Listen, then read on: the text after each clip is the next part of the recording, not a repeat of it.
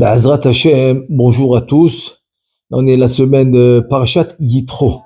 Parashat Yitro. Alors on va voir dans Od Yosef Chai, c'est le Ben Ishraï.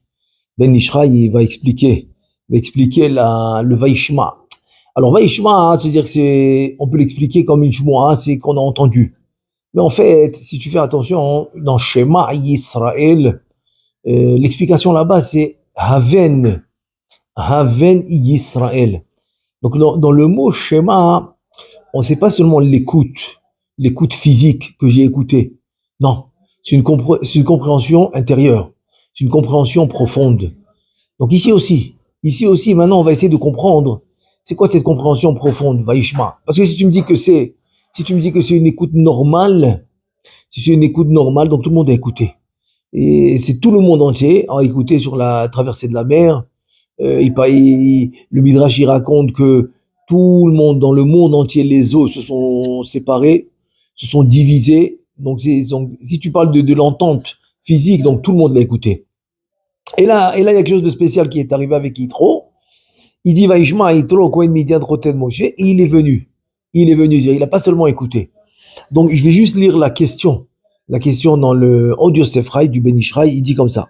Donc, il ramène le pasuk Vaishma Yitro Kohen Midian Choten Moshe et kol asher asa Elohim le Moshe. Alors maintenant, il dit le Ben Ishraï, la question c'est la suivante. Ma chidouche ba, comme j'ai expliqué, c'est quoi le chidouche? C'est quoi le chidouche qu'il a écouté Yitro? Tout le monde a écouté, comme on a expliqué. Deuxième question, ça on l'a pas encore expliqué. Il y a le mot kol. Vaishma Yitro Kohen Midian et kol asher asa Elohim. Kol, c'est-à-dire c'est en plus. Dire quoi kol? C'est quoi? Qu'est-ce qu'il y a de plus qu'il a écouté que le passouk n'a pas cité que tu dois ramener? Parce que quand il y a un col, ça vient les rabbot. Ça vient rajouter quelque chose. Mais dans la Torah et aussi dans la Mishnah. Comme par exemple, c'est écrit dans Maseret Roulin, Akol Shochatin. La Gemara tout de suite elle pose la question, pourquoi Akol? Il dit, pour te dire que la femme aussi, elle peut, Ikaradin, faire la shrita. Donc tu vois que le Hakol, il vient rajouter quelque chose. Ici, il te dit le Ben Ishraï, Alav Shalom, ça a l'air en plus. Vesagel Omar, et Asher Asa Elohim, ça suffit de dire ce que Hachem il a fait. Donc ça suffit de dire il a écouté ce que Hachem il a fait. Et pas besoin de me dire il a écouté tout ce que Hachem il a fait. Et il dit le Ben Ishraï, Nirali Besiata Dishmaya, Alpi Mashekatav, Rabbeinu Maharam Al-Shir. Donc il va nous expliquer d'après Rabbi Moshe Al-Sher, qui était à l'époque du Harizal, à l'époque de Rabbeinu Chaim Vital, et le Harizal a dit sur lui que il y a les 70 panim dans la Torah, les 70 façons d'expliquer la Torah. C'est sûr que lui, il en avait au moins une vraie façon comment expliquer la Torah, etc. Le Maharam, c'est Rabbi Moshe Al-Sher. Et lui, il dit dans le Pasuk, Ul Ma'an, c'est-à-dire tous les nissim, dire tous les miracles que Akadosh Baruch Hu il a fait, c'est les Ma'an tesaper be'ozni bincha ou ben bincha asher it'alati be'mitzrayim. Et là maintenant, il pose une question, Rabbi Moshe Al-Sher répond une question, il dit attends, tu me dis que quoi, afin, tous les miracles, c'est afin de raconter à tes enfants et à tes petits-enfants tout ce que j'ai fait en Égypte. Mais it'alalti, c'est pas seulement faire. Il dit le mot it'alalti, ça veut dire que j'ai rigolé. Et il dit lamma kore lamma kot srok. Srok, ça veut dire de la rigolade. J'ai rigolé d'eux. C'est comme on raconte sur le Chafetz Chaim, quand il racontait les makot, les 10 plaies, il rigolait, tellement il vivait. Il vivait la situation que les Égyptiens, ils se faisaient harceler par les sauterelles. Quand ils venaient boire la première maca, c'était du sang, etc. Donc ça le faisait rire. Pourquoi les macotes doivent arriver à une rigolade? C'est la question qu'il pose Rabbeinu Moshe Al-Sher. Parce que it'alalti, ça veut dire sachakti. Les ma'an, tesaper be'ozni bincha ou ben bincha shirit alalti. It'alalti, ça veut dire sichakti, que j'ai rigolé des Égyptiens. Et il a expliqué. Rabbi Moshe Al-Sher, il explique un truc incroyable. Des raou, la soum lève, tahadma natan Hashem idbarach, atzala liktsat mikne, miyad ha'arov. C'est-à-dire maintenant, il veut te dire, attends, Pourquoi à plusieurs reprises que quand il y a eu une plaie et qui a tué les animaux des Égyptiens, il y a toujours eu on dit des rescapés. Il y a toujours eu des rescapés, des animaux qui ont été sauvés. Alors, que ce soit quand il y a eu le Harov, c'est les bêtes féroces. Et quand il y a eu, alors ils n'ont pas tout perdu. Ils n'ont pas perdu tous les animaux. Vélo Kilou et Takol. Vechen, quand il y a eu le déver, la peste. Ils sont pas morts tous les animaux. Benisha Ararbi, il restait beaucoup d'animaux. Chez Metou, Bemakat Barat, parce que ils sont morts quand il y a eu la grêle avec le feu, etc. Vegan Bemakat Barad, même quand il y a eu la grêle, Kadosh Boukhou, il a eu pitié. Il a eu pitié sur le troupeau. Et comme il dit le pasouk, Ve'atash elach ha'ez et miknecha, c'est le menu bétail. Et comme ça, tu vas protéger le menu bétail. Chez Tarnissam, là-bas, il rentrait à la maison.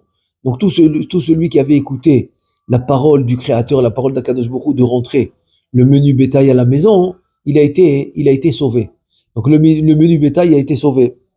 Chez Bazena Assam, Shiurim Mina Behemot, Velo Nisharu Kulam Basade, Bovan Chichale Otam Babara. C'est-à-dire que seulement ceux qui étaient dans le champ, ceux qui ont pris un coup, qui ont été anéantis, c'est dans le champ. Mais par contre, ceux qui ont écouté la parole d'Hachem, ils ont rentré à la maison, ils ont été sauvés. Voilà. Donc voilà encore une fois, pour la troisième reprise, qu'il a quand même sauvé les animaux de ne pas les anéantir complètement tous. Et là, il nous dit, Ve'od, Gamken Matsinu She'asa, Hachem Idmara Pile Pelot. Incroyable. Incroyable ce qu'il a fait à Kadosh Baruch Hu. L'achita vekusemet, shelo yuku alieda barad, incroyable. Il a épargné le blé. Le blé, la kusemet, ce qu'on appelle aujourd'hui le kousmine, c'est une sorte de farine. Je pense que c'est le seigle, si je ne me trompe pas. En tout cas, c'est une sorte de farine. Ils ont été épargnés. Ils ont été épargnés de la grêle. Et maintenant, Rabbi Moshe Alcher, après qu'il a posé ces questions-là, pourquoi Kadosh Baruch Hu va épargner une partie de la récolte, qui est le blé, et le koussemet, aujourd'hui ce qu'on appelle le kousmine, et une partie des animaux qui ne va pas anéantir. Pourquoi? Maintenant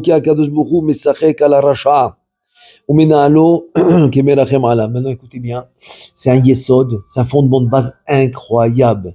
Incroyable. Il y a quand même une certaine, on va dire une certaine rigolade que Akadosh Baruch Hu va emprunter pour rigoler du rachat, parce que c'est quelqu'un qui va contraire à la volonté divine, mais contraire. On parle d'un vrai rachat qui va contrairement à la création divine. Donc maintenant, qu'est-ce qu'il fait Akadosh Baruch Hu? Lui aussi, Akadosh Baruch Hu, Kaviachol, il va rigoler du rachat. Comment? Il va montrer comme s'il est en train d'avoir pitié du rachat. Pardon. À la rachat, ou mena halo, kemerachem alav. Veu le raato. Pardon.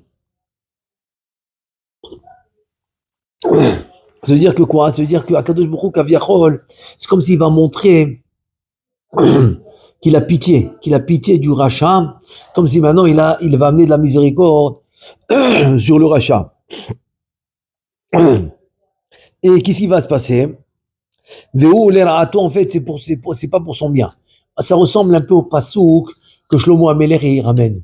Shlomo Ameler il dit comme il fait par exemple avec Paro. Avec Haman. Là-bas, Shlomo Ameler, il ramène le pasouk. Il dit, ça ressemble à quoi? L'ifne shever gaon. C'est-à-dire qu'Akadosh Baruch Hu va faire monter de niveau, comme c'est arrivé à Haman, qu'il est monté le plus haut niveau après le roi. C'était le vice-roi. C'était le plus haut. Tout le monde se prosternait. Les 127 pays se prosternaient à Haman. Donc, il est monté à un haut niveau. Mais ça, en fait, c'est pour recevoir un plus grand coup. Un plus grand coup. Ça veut dire que quoi? Ça veut dire que Akadosh Baruch Hu Kaviachol, le Zohar, il explique, Kaviachol, c'est l'orgueil. Akadosh Baruch Hu va faire monter l'orgueil du rachat. L'ifne shever gaon. Gaon, c'est l'orgueil. C'est-à-dire que le rachat, il va être orgueilleux. Il va penser que Akadosh Baruch Hu, il aime. Comme Haman, il raconte à sa femme et à ses conseillers qu'il n'y a pas plus grand que lui dans le royaume de Achashverosh. Donc, il se pense vraiment le plus grand. Et donc, c'est pour ça qu'il veut se permettre d'anéantir tous les Juifs.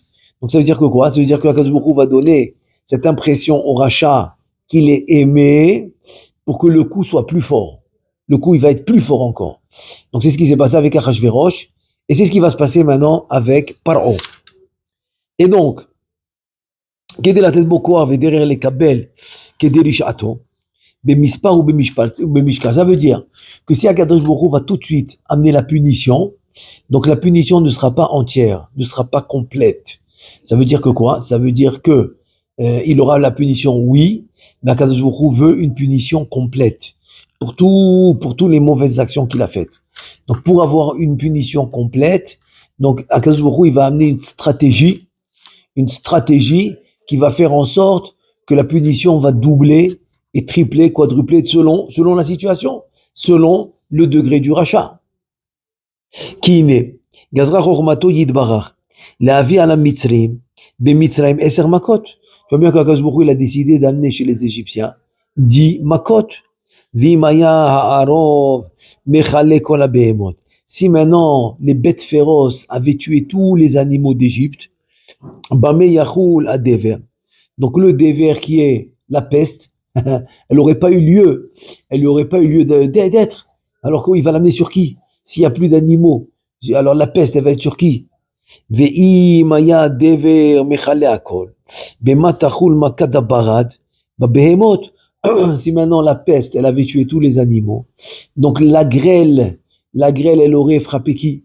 Dans les animaux. Elle n'aurait pas trouvé qui frappait. Ve'im lo haya omer lo she'avriach habehemot min hasadeh.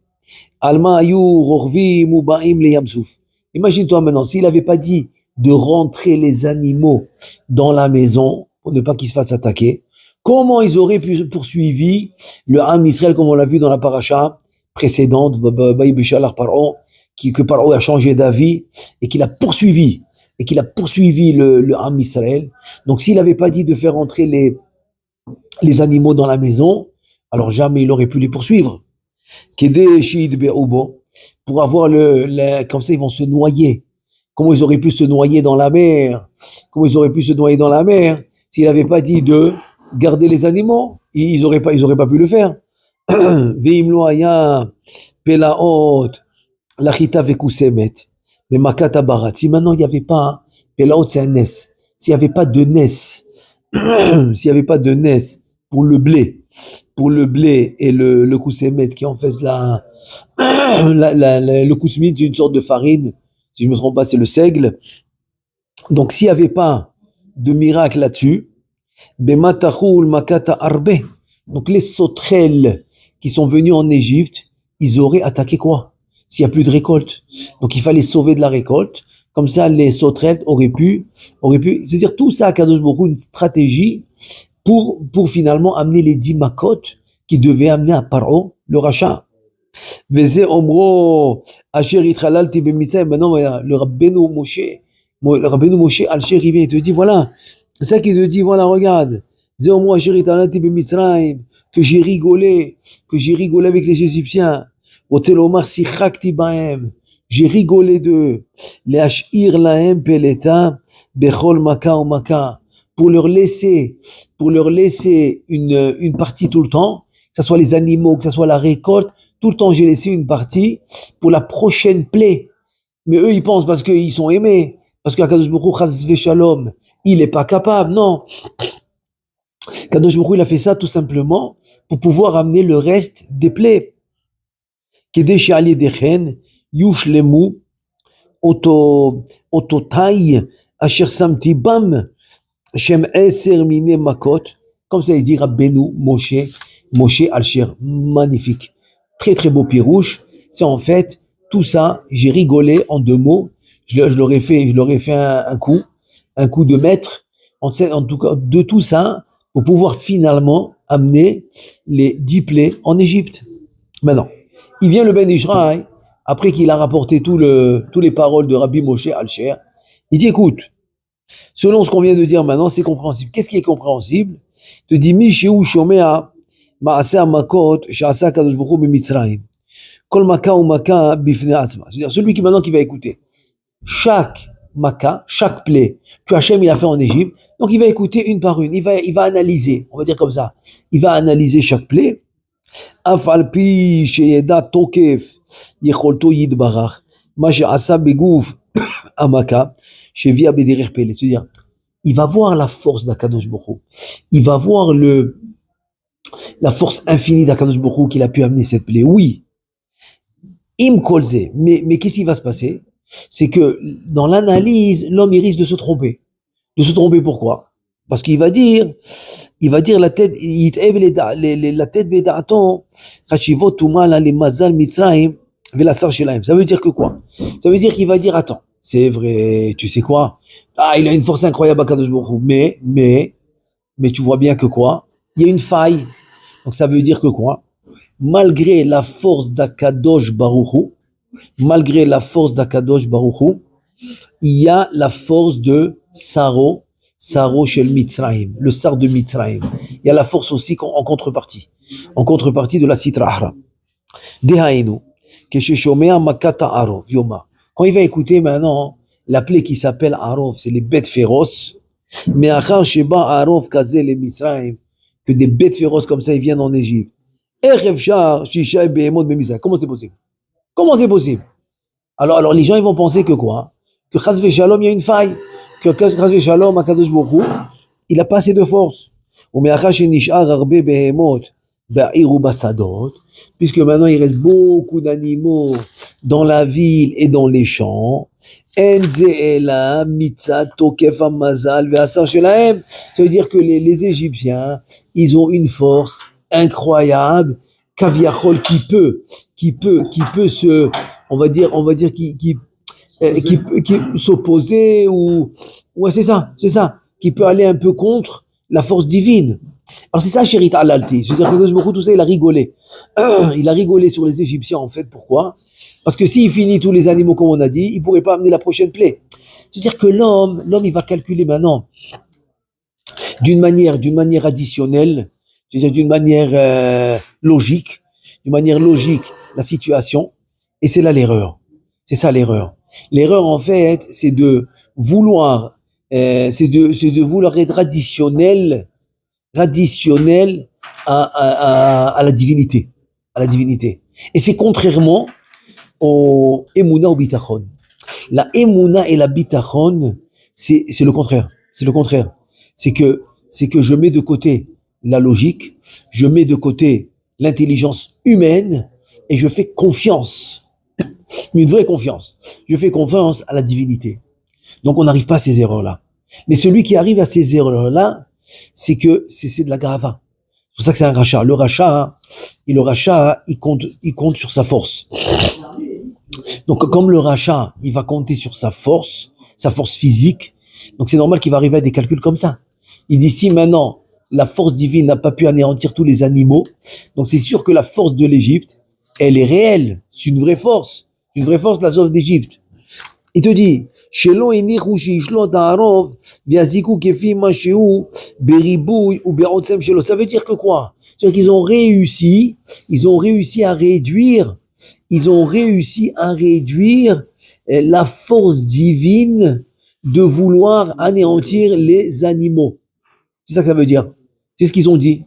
Ils ont dit que la force des Égyptiens, le sar de Mitzrayim, ok, il a réussi à calmer Kaviachol, à combattre la force divine. Vehem igi'u ala behemot Mitzrayim liyot l'aime les pleta gedola. Donc c'est pour ça qu'ils ont eu des animaux qui ont été épargnés. Et comme on l'a vu tout à l'heure, c'est faux.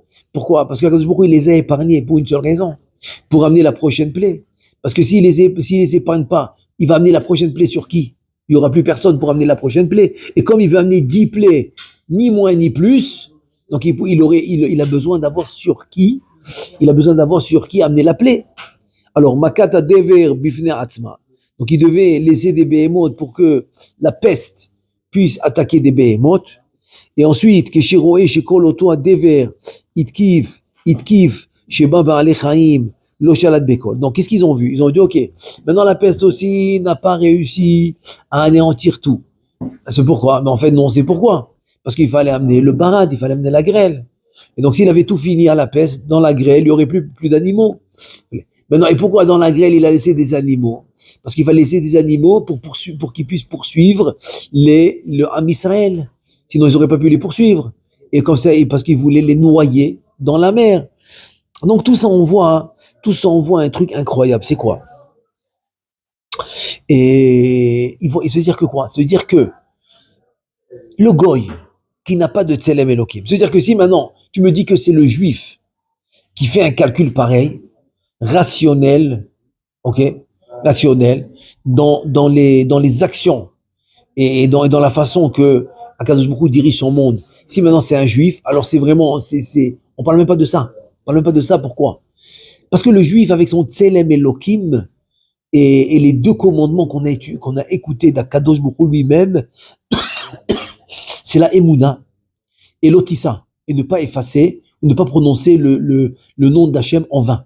C'est les deux qu'on a écoutés directement d'Akadosh Baruch Hu lui-même. C'est pour ça que Am Israël ont pu toujours l'imsor nefesh, ils ont pu toujours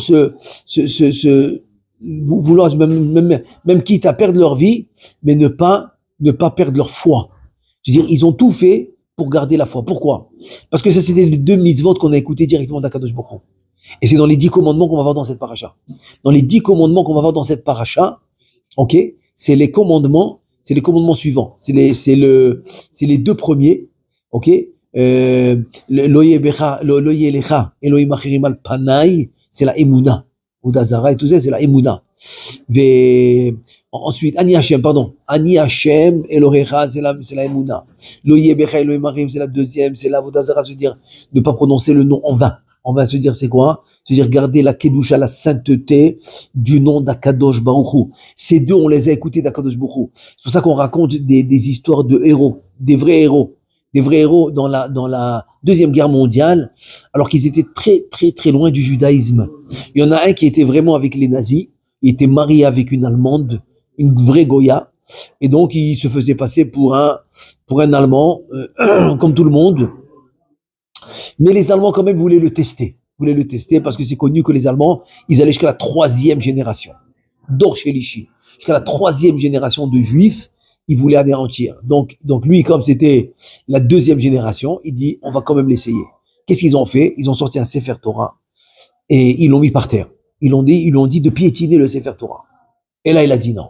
Il s'est fait tuer alors que juste avant, il disait que non, que lui, c'était un Allemand, marié avec une Goya allemande. Ses enfants, c'est des Goïm. Il n'a plus rien à voir avec le judaïsme. Alors, comment c'est possible qu'il préfère se faire tuer que de piétiner le Sefer Torah?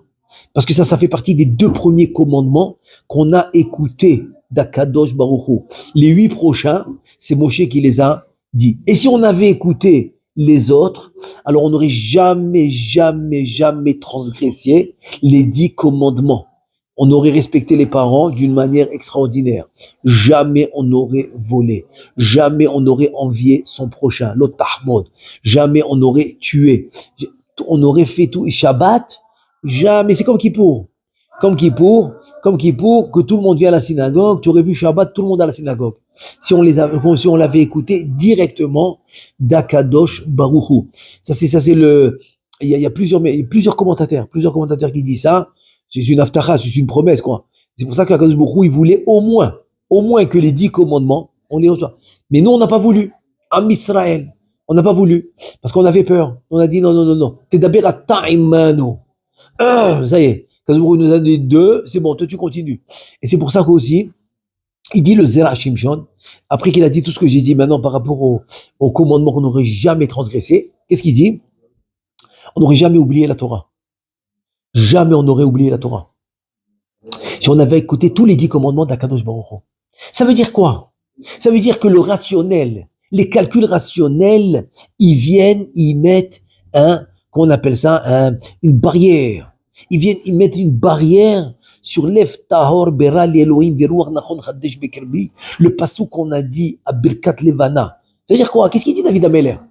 David Ameller, qu'est-ce qu'il jette un passouk et on le dit tous les Birkat Levana 7 fois. Pourquoi 7 fois? On vient de le faire samedi soir. Samedi soir, Baruch Hashem, on a pu le faire parce que tous les soirs, c'est nuageux. Et Baruch Hashem, on a pu le faire samedi soir, Birkat Levana. Et on dit ce pasouk cette fois, pourquoi? Parce qu'en fait, on veut, David Ameller, il veut te rappeler que dans les 7 prinotes, et Bessiata Dishmaya, hein, c'est comme ça que j'ai expliqué aussi le pasouk dans Shlomo Ameller. Shlomo Ameller, il dit, Sheva Ipol Tzadik Vekam. 7 fois, le Tzadik, il tombe et il se relève. Alors moi, j'ai posé la question, je dis, attends. Si tu me dis qu'on a 7 chances, 7 fois on peut avoir une chance de se relever, alors ça fait longtemps qu'on a fini les 7 chances. On est peut-être à 7000, ou je sais pas, 70 000. Je veux pas dire à chacun combien de fois il est tombé, il essaie de se relever. Donc on est d'accord que le 7, c'est pas un chiffre de l'absolu, c'est pas 7 et pas 8. Bon, c'est pas comme les sphirotes. Dans le Sefer Yetzira, il dit les sphirotes c'est 10 et pas 11, 10 et pas 9, parce que le 10 il est absolu. L'absolu c'est 10 et pas autre chose. Pourquoi? Parce que c'est comme ça que le corps il est formé. C'est-à-dire que la sphira, le partsouf, c'est une entité de 10 sphirotes. C'est comme ça qu'il est formé. C'est une réalité. Mais par contre, dans le 7 fois, il tombe le tzaddik, mais il se relève.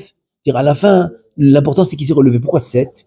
Alors, Bessiata Dishmaya, d'après le Etzraim du Harizal, il dit comme ça.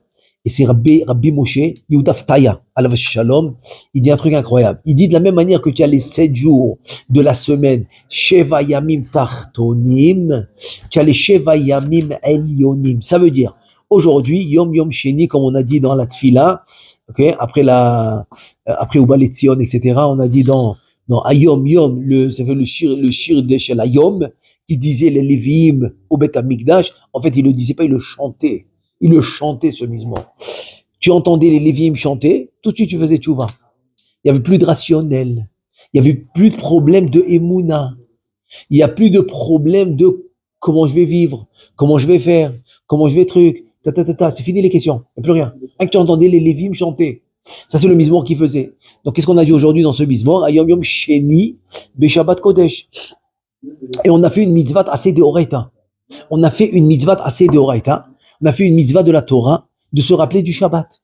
Yom Yom Sheni, Beshabbat Kodesh. Demain, Be'azrat Hashem, Yom Yom Shlishi, Beshabbat Kodesh. On fait une mitzvah assez deoraita. C'est une vraie mitzvah des commandements positifs de la Torah de se rappeler du Shabbat. Alors pourquoi? Parce qu'en fait, il dit qu'il y a 7 façons de diriger le monde dans la semaine. Il y a le premier jour qui est le dimanche, qui est le chesed. Deuxième jour, c'est le lundi, c'est la gvura. Donc, c'est 7 manières de diriger le monde. La 7e, c'est Shabbat. Il dit pourquoi? Parce que ces 7 manières, c'est les yamim qu'on vit dans ce monde, mais ils sont connectés aux yamim elyonim. C'est les jours de la création avec quoi Kadosh Baruch Hu, il a créé le monde. Donc, ça veut dire que quoi? Que chaque jour, on revient au même jour de la création, et de là-bas on va tirer la anhaga, de là-bas on va tirer la façon de diriger le monde. Donc, il vient Shlomo Ameler, il dit, Sheva Ipol Tzadik Vekam, c'est quoi Sheva? Sheva parce qu'il te dit, en fait, écoute bien, même si tu vas tomber les 7 prinotes, le dimanche, le lundi, le mardi, le mercredi, le jeudi, le vendredi et le Shabbat, les 7 prinotes, Chas Veshalom, tu vas tomber, c'est pas grave, tu peux te lever. Mais maintenant, chaque prina, ça peut être 1000 fois. Il est tombé, par exemple, le dimanche, 1000 fois. Ça peut arriver. Donc, il dit, tu peux te reprendre. Donc, c'est ça l'explication. Sheva Ipol. Sheva Ipol, ça dit qu'Adam Veka, les 7 prinotes. Donc, tout ça pour dire quoi? Tout ça pour nous dire qu'en fait, le tselem, grâce au mitzvot, qu'est-ce qu'il fait? Il nous connecte avec la racine, parce qu'on a ce qu'on appelle le rachetevot sha'a. Sha'a, c'est quoi? C'est shoresh, anaf et hara. C'est quoi? Et sur ça, hein, il y a 2 jours, j'ai fait une petite dracha sur tout Bishvat. Et on sait que, par exemple, les fruits, les brachot, etc., c'est surtout les ashkenazim. C'était un minhag ashkenaz de mettre beaucoup de fruits sur la table et tout. Mais bon, au Maroc, ils ont pris ce minhag, comme les ashkenazim aussi. C'est devenu maintenant courant. C'est monnaie courante. Tout le monde fait ça. Parce que c'est un bon minhag. Qu'est-ce qu'il y a? C'est qui le chacham qui apprend de tout le monde? Donc s'ils ont un bon minhag, nous aussi on peut le faire. On peut le faire, comme il m'a dit une fois mon oncle. Il m'a dit, moi je prends tous les bons minhagim. Pourquoi pas? Si c'est un bon minhag, et selon la halakha, ça fait plaisir à Hachem, alors c'est bon. Alors on le fait, il n'y a pas de problème. Et là-bas, alors c'est quoi le Inyan de tout Bishvat qui est en fait la nouvelle année de l'arbre? Donc ça va dépendre des Ma'asrot. Ça veut dire que si on est la 3e année maintenant, Donc les fruits qui sont arrivés au moment du Maaser avant tout Bishvat, tu peux plus faire le Maaser avec les fruits qui vont arriver au Maaser après tout Bishvat. C'est plus la même année. C'est-à-dire l'année des fruits va changer à tout Bishvat. À tout Bishvat. Donc c'est quoi tout Bishvat? C'est le Rosh Hashanah des arbres, des arbres. Donc c'est ça. Et qu'est-ce que la Torah dit sur l'homme? Adam Etz Sadeh. C'est quoi Etz Sadeh? C'est le Etz, c'est l'arbre du Sadeh, du champ. Tu as déjà vu un homme, c'est un Etz. Un homme, c'est un arbre. Attends, il faut comprendre. C'est bien beau, bon Hachem, on reçoit des beaux enseignements de Chachamim, mais Akadosh Baruch Hu, il te dit, écoute, tu peux pas rester avec des enseignements comme ça sans les comprendre. Sinon tu n'es pas acquitté du Limoud à toi. Un homme, il peut rester maintenant avec un enseignement qu'il a reçu de Chachamim sans le comprendre. Sinon, il a pas été acquitté de son devoir. Et c'est quoi le devoir de l'homme? Il dit le Harizal, Yoshev benachat lehavin kol mila batorah, de comprendre chaque mot de la Torah. Donc, alors c'est quoi ce inyan? C'est quoi maintenant ce inyan de l'arbre? Alors en fait, c'est comme ça. C'est que l'arbre dans ce monde, les racines, ils sont en bas. Ils sont en bas. Et le tronc, il va vers le haut, avec les branches. Alors que l'arbre spirituel, c'est le contraire. C'est ça qu'on appelle Sha'a. L'arbre spirituel de l'homme, c'est le contraire. Tu renverses l'arbre, les racines, ils sont en haut. Ta racine à toi, qui est la Neshama, elle est en haut. Le tronc, c'est ce qui descend. Les branches, c'est ce qui descend. Et les feuilles, et la yara, et l'ombre, etc. Donc la racine est en haut. C'est ça que ça veut dire. C'est-à-dire que en fait, cette connexion, il te dit, le Ben Ishraï, il te dit, si tu veux pas faire l'erreur des goyim, de penser qu'il y a une force à part la force divine, parce qu'en fait, Akadosh Baruch Hu, il a des calculs. C'est pour ça qu'on lui fait confiance. Il a des calculs. Mais si tu penses qu'il y a une autre force à part la force divine, alors il te dit, tu as un problème avec ta connexion. Ta connexion, elle est pas bien faite. Il faut se reconnaître. Comment se reconnecter, se reconnaître. Comment on se reconnecte? Avec les mitzvot, avec la Torah et avec la Emouna ou le bitachon. Bitachon ve Emouna, c'est ça qui va nous reconnecter avec notre source. Et là, c'est ça qu'il te dit. Il te dit que Yitro, il a réussi à faire ça. C'est ça, Vaishma Yitro. C'est quoi Vaishma Yitro? Il te dit, Ubadavar Haze Nit'ala Yitro Mikol Ha'amim. Tu as vu ça un peu? Parce que tu me dis Vaishma. Si tu dis il a écouté comme tout le monde a écouté. C'est quoi le chidouche? Vaishma Yitro. Chazakou Baruch, il a écouté. Merci. Parce que maintenant tu as mis la musique, il y avait 200 000 personnes qui ont écouté cette musique parce que c'était très fort. Tu dis, waouh, tu sais que Yitzhak, il a écouté la musique. Je dis, reste tranquille, 200 000 ils l'ont écouté. Quand je dis 200 000, c'est rien parce que tout le monde entier a écouté. Même les eaux de la maison, les eaux du seau. Quelqu'un, il faisait spondia, il faisait nettoyer le parterre. Les eaux du seau, ils sont divisés en deux. Tout le monde a écouté. Alors c'est quoi Vaishma? Il dit Vaishma, Yitro, c'est ça. C'est que Yitro, il a su s'élever de cette erreur. Quelle erreur? De dire qu'il y avait une force à part, la spiritualité qui a pu combattre Kaviachol Akadosh Baruch Hu. Pas du tout, il a réussi à faire ça. C'est ça, où il s'est soulevé, il s'est élevé à ça, de tous les peuples. Ils n'ont pas fait le calcul qu'on a fait. Qu'Akadosh Baruch Hu, il a laissé par exemple les animaux pour la prochaine plaie, pour pouvoir l'emmener. Sinon, il l'aurait amené sur qui? Lui, il a su faire ça, pas comme les autres nations. Velachroz otam besichlam kesidran. Velkar ta'ou basé chez Khashvou, la tête ma'ala vechashivut les mazet. Tu as compris? Et c'est pour ça ils sont trompés sur quoi? Ils sont trompés en fait de donner de la force au mazal d'Égypte, au sar d'Égypte. Ils lui ont donné de la force. Ça, c'est l'erreur de tous les peuples. Alors que Yitro, il a su surmonter tout ça. Il s'est élevé à tout ça. מחמד השארית שנשתיירה במקם, כי לא שמו לב, כי מוסלו ליבם לשמוע את הכל. גם לא... Et c'est pour ça qu'on dit aussi que Yitro, c'est le premier en fait qui a dit Baruch Hashem. Baruch Hashem. En fait, c'est pas vraiment le premier. Pourquoi c'est pas le premier? Parce que hier, j'ai montré à quelqu'un dans le pasouk de Eliezer. Eliezer, le Eved de Abraham, le serviteur de Abraham, quand il était dans le BR, quand il a rencontré Rivka pour son maître Yitzhak, Eh ben, il a dit Baruch Hashem. Donc, il a déjà dit Eliezer, bien avant Yitro. Alors, David, tout à l'heure, il m'a donné une très bonne réponse. Il m'a dit, écoute, pour Eliezer de dire Baruch Hashem, c'est pas un chidouche, parce qu'il était avec Abraham. Donc, il a entendu d'Abraham, il était avec lui. C'est pas un chidouche. C'est quoi le chidouche? Le chidouche, c'est que Yitro, qui était dans toute la Avodah Zarah, qui était avec les goïs, avec les prêtres, avec tout ce que tu veux, qu'il arrive à s'élever de toute erreur et de dire qu'il n'y a pas d'autre force à part Hachem, et de dire Baruch Hachem, ça c'est un chidouche. Ça c'est un chidouche. Que tu puisses t'élever. Alors maintenant tu vas me dire, ok, ça c'est Yitro, quel rapport avec nous? Quel rapport avec nous? Alors il faut savoir, le Harizal il dit qu'on est dans un monde de Roubora, majorité mauvais. Majorité mauvais, donc puisqu'on est dans un monde qui est majorité mauvais, donc il faut tout le temps, tout le monde faire attention de ne pas se tromper, parce que se tromper c'est très facile, très facile. Si maintenant tu vis dans une situation et dans un monde qui est majorité pas bien, donc c'est facile de se tromper, c'est facile de s'énerver, très facile. Alors on a tous un devoir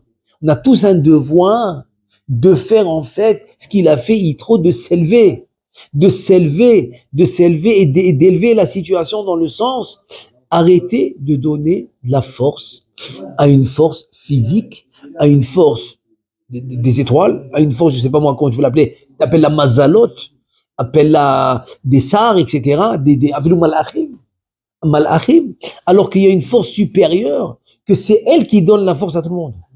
Alors que nous, qu'est-ce qu'on doit faire? On doit être connecté à cette force supérieure, que c'est elle qui alimente toutes les autres forces. Donc c'est ça, Vaishma Yitro. Il vient Yitro nous enseigner. Arrête de faire une erreur. Arrête de te tromper. Arrête de penser que, je sais pas moi, si tu n'as pas travaillé 20 heures par jour, tu n'auras pas de parnassa. Arrête de faire ça, c'est faux. C'est faux. C'est que si tu n'as pas fait ce que Hachem, il te demande de faire, là, oui, tu dois peut-être un peu craindre que ça va pas aller exactement comme tu voulais. Oui, parce que Hachem, c'est pas qu'il veut pas te donner. Comme j'ai expliqué dans la paracha précédente, c'est pas qu'il veut pas. C'est que Kaviachol, tu l'affaiblis. C'est quoi nous ose des Lokim? Nous ose des Lokim donne la force à Hachem, c'est quoi? C'est quand tu lui fais confiance à 100%, alors tu donnes la force. Tu lui donnes la force. Il est avec toi à 100%. Mais dès que tu lui fais pas confiance, tu as plein de questions, d'un truc, et comment, et pas comment. Et Hachem, il te regarde, il dit, ouais, pas mal, hein, regarde. Tu là, ça fait combien d'années? L'autre, il a 60 ans, l'autre 70 ans, l'autre a 80 ans. 80 ans, il continue encore avec ses questions. Il dit, attends, je comprends pas, 80 ans, qui t'a aidé jusqu'à aujourd'hui? Ah, ça fait, Tsur, Yeladecha Teshi. Kaviachol Teshi, c'est la faiblesse. Kaviachol, ça affaiblit. Ça affaiblit Akadosh Baruch Hu. C'est pas que c'est dur de donner, c'est que ça l'affaiblit. Donc, donc, en fait, le chef a l'abondance, la Yeshua, la Géoula, la rédemption est retardée. C'est ça que ça veut dire que c'est retardé. Le fait que tu as affaibli, c'est comme par exemple ton père, il n'arrête pas de t'aider, etc. Ken, et je sais pas, un jour tu lui cries, tu dis, ah, c'est ça, tu m'aides jamais, tata. Tu crois qu'il veut pas te donner? Il est là que pour toi. Il veut t'aider. Le seul, tu te disputes avec ton père, ce que tu veux. Le seul qui va t'aider au moment de n'importe quoi, c'est lui. Quoi qu'il arrive, c'est toujours lui qui va t'aider. Alors, c'est pas qu'il va te donner, c'est que tu l'as affaibli. Tu l'as affaibli. Alors, il se retient. Il a fermé la main. Bah, il va te les donner. Mais ça va prendre du temps. Pourquoi? Parce que tu l'as affaibli. Et Yitro, il te dit, c'est ça en fait. C'est ça en fait le travail de l'homme dans ce monde. C'est de s'élever et au contraire, ne pas affaiblir Akadosh Baruch Hu en donnant des forces à d'autres. Pas du tout. C'est de comprendre que c'est le seul, et vraiment le seul, et c'est la force ultime. C'est ça Baruch Hashem de Yitro. C'est pas le même Baruch Hashem de Eliezer. Pas du tout. Le Baruch Hashem de Eliezer, normal. Il est l'élève d'Avraham Avinu. L'élève d'Avraham Avinu, c'est très bien, il n'y a pas de problème. Alors, sur ça, je vais finir par une vraie histoire qui s'est passée. Quelqu'un, il est parti chez un donateur, et donateur, il lui a donné pour tout le mariage. Parce qu'il voulait marier sa fille, il avait vraiment pas, c'était un avraire, il étudiait la Torah, etc. Et donc, le donateur, il lui a donné. Très bien. Alors, quelqu'un, il écoute ça, le premier coup. Aujourd'hui, il te demande même un livre avec toutes les adresses, etc. Et donc, il va chez le donateur. Et le donateur, il l'écoute pendant 10 minutes. Il sort un petit billet, je sais pas moi, qu'est-ce qu'il avait là-bas, 20 dollars ou 10 dollars, je sais pas qui lui a donné. Il lui dit, ok, j'accepte, merci. Mais j'ai une question. Pourquoi lui, il vient, il donne tout le mariage?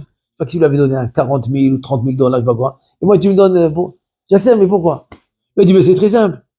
L'autre, il m'a dit, c'est que si moi, je l'aide pas, il n'y a pas de mariage. Il n'y a pas de mariage, il n'y a rien. Il n'y a rien. Alors, je me suis senti responsable. Je me suis senti responsable, je vais le laisser comme ça, il ne va pas marier sa fille. Et si c'était ma fille, j'aurais aimé qu'on me fasse ça. J'aurais aimé qu'elle a honte. Alors, je me suis senti responsable et je vais tout donner. Toi, tu viens, tu me dis, ouais, tu n'arrêtes pas de tourner. Tu tournes le matin, tu tournes le soir, tu tournes l'après-midi. Tu vas chez celui-là, tu vas à Muncie, tu vas à Manhattan, tu vas à Brooklyn, tu vas à New York, tu vas partout, tu vas à New Jersey. Alada, c'est bon. Tu tournes, c'est bon, je suis pas le seul. Si je suis pas le seul, alors je suis Mitzaref. Alors, j'apporte ma part. Voilà ma part. Avec tout le monde, tu auras ta part, tu vois. C'est une belle histoire, une vraie histoire, mais c'est un beau machal. Tu viens chez Akadosh Baruch Hu, chas v'chalila, chas v'shalom. Tu l'affaiblis parce que tu lui dis, mais attends, celui-là il peut m'aider, parce que j'ai la connexion avec celui-là. Et bon, j'aime que je connais celui-là, et je connais celui-là, et je connais celui-là, et quand j'avais, bon, alors Hachem il te dit, ok, si c'est toi qui connais ça, qui connais, alors vas-y, il te laisse. Et des fois, c'est pour ça que l'homme, des fois, il rentre dans la galère. Alors si l'homme maintenant, il est convaincu à 1000%, pas 100%, 1000% que quoi? Que le seul qui l'aide, la seule force d'Akadosh Baruch Hu, il ne le laissera jamais tomber. Il dit, je suis le seul qui peut t'aider. Bien, il lui arrange tout. Tic-tac, ça s'arrange. Même pas, ça prend même pas, ça s'arrange tout de suite. C'est ça le Baruch Hashem de Yitro. Moi, je crois que c'est extraordinaire. Cette distinction entre le Baruch Hashem de Eliezer et le Baruch Hashem de Yitro, je pense que c'est un travail qu'on doit se faire. Et Bezrat Hashem, grâce à ça, on aura bientôt la rédemption. Amen ve Amen.